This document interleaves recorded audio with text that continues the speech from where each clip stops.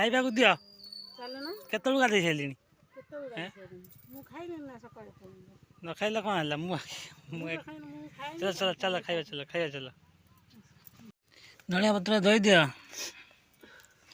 କ'ଣ ନଗେଇ ଖାଇବା କ'ଣ କରିବ ଏବେ? ଆଳୁ ଚଟଣି। ବା ଶୁଖିଲା ଲଙ୍କାକୁ ଧଣିଆ ପତ୍ର ତା ସାଙ୍ଗରେ ଲୁଣ ତା ସାଙ୍ଗରେ ପାଣି ଟିକେ ଦବ ନା ନାଇଁ? ପାଣି କ'ଣ ଦରକାର? ଆଉ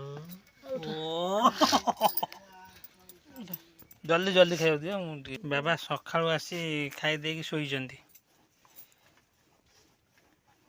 କ'ଣ ବାବା କ'ଣ ଖାଇଛନ୍ତି? ଗରମ ପଖାଳ ଗାଧୁଆକୁ ଡାଲି। ଲାଇନ୍ ନାହିଁ ତ ବୋଧେ ନା? ହଉ ହଉ। କ'ଣ ଯେଉଁ ସମସ୍ତେ କ'ଣ ପାଇଁ ବସିବେ? ସମସ୍ତେ ତ ପଖାଳ